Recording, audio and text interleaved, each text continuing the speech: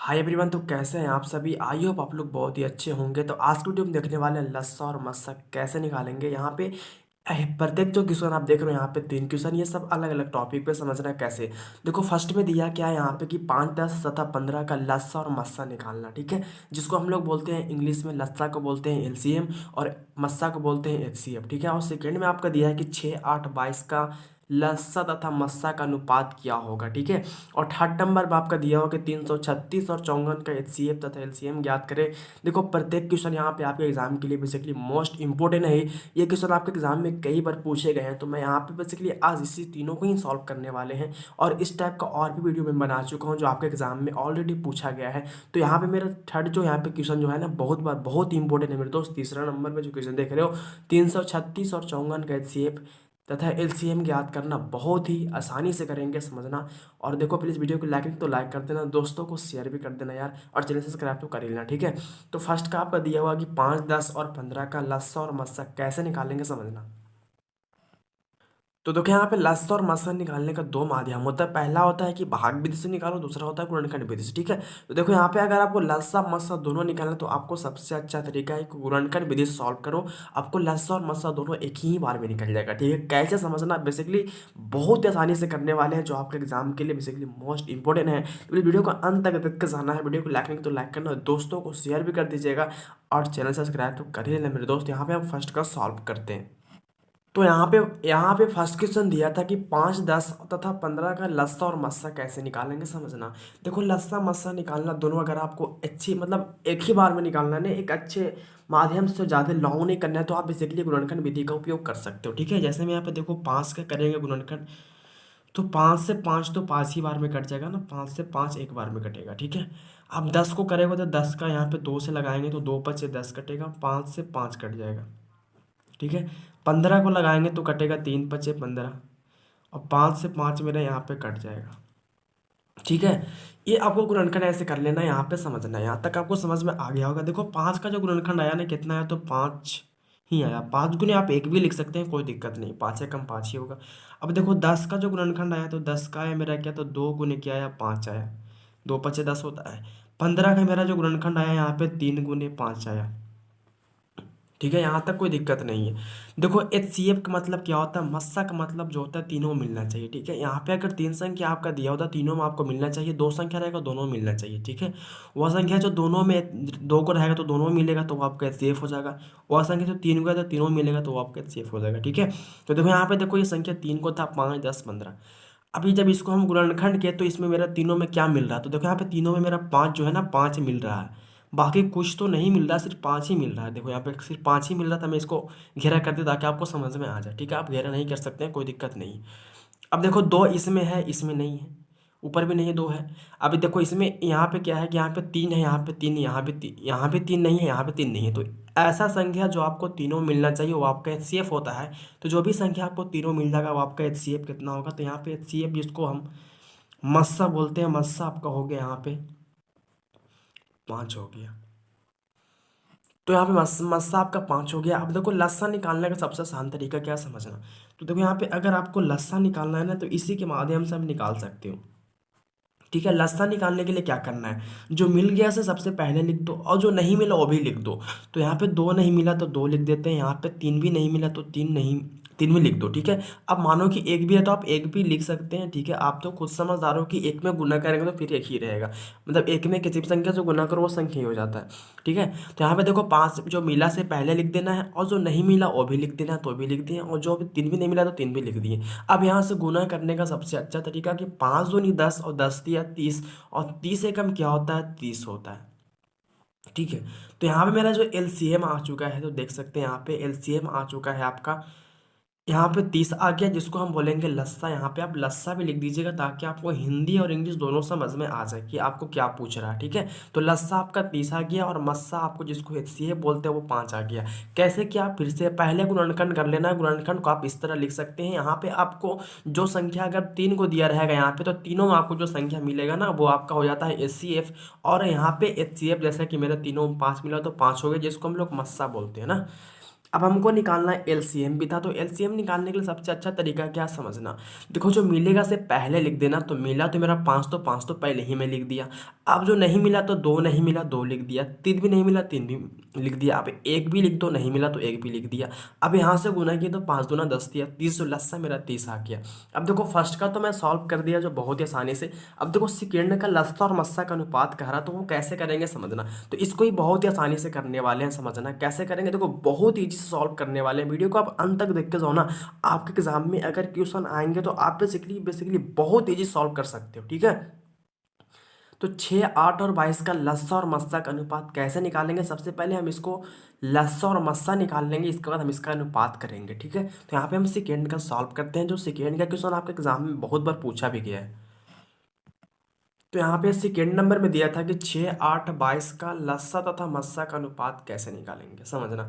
तो यहाँ पे देखो 6 का अगर हम गुणनखंड करेंगे तो 6 को करेंगे तो 2 से कटेगा, 2 तिया 6, और 3 से कटेगा एक बार में 3, ठीक है। अब जब हम 8 को करेंगे तो 2 से कटेगा, 2 चौका 8, फिर 2 से कटेगा 2 दूना 4, और 2 से कटेगा 2 एकम 2, ठीक है। यही नहीं कटेगा, 2 से करेगा तो गुणनखंड तो यह आएगा। 22 को कीजिएगा तो आप 2 से कटेगा, ये आपको 11 दूना 22।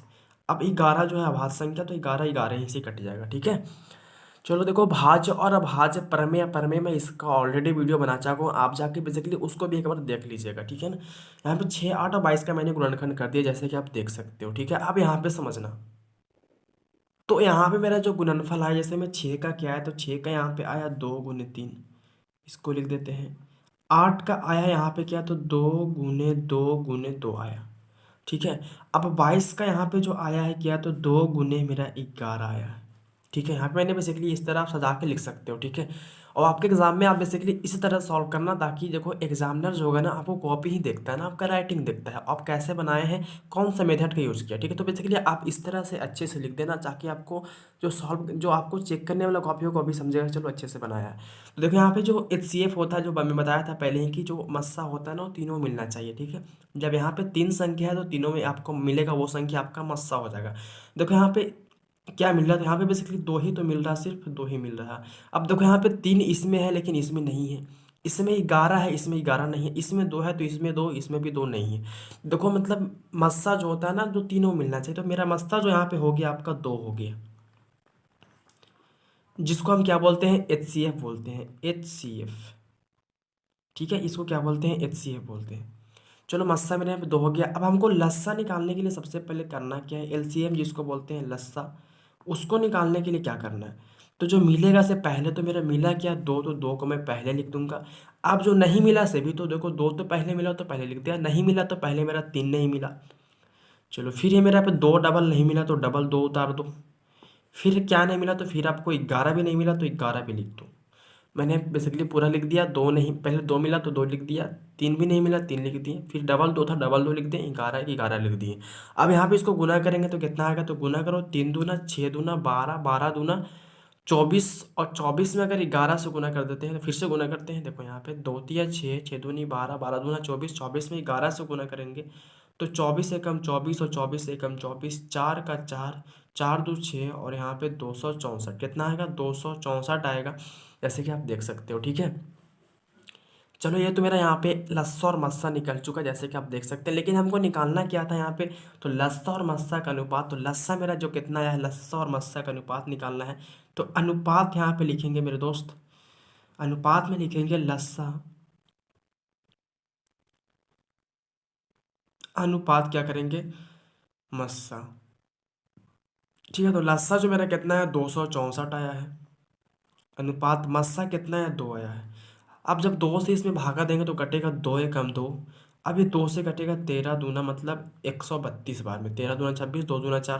तो यहाँ पे मेरा आंसर आ चुका, जो ऐसे का अनुपात में 132 अनुपात 1 मेरा होगा आंसर, अगर अनुपात पूछेगा तो, ठीक है। तो मेरा ये अनुपात का आंसर हो गया 132:1, जैसे कि आप देख सकते हो। बेसिकली बहुत ईजी से कर सकते हैं आप, ठीक है। तो यहाँ पे मैंने यहाँ पे देखो सेकेंड का भी बहुत ही आसानी सॉल्व किया, जो बहुत ही इजीली है और बहुत ही आपके एग्जाम में भी कई बार पूछा गया है, जो आपके एग्जाम के लिए मोस्ट इंपॉर्टेंट भी हो सकता है।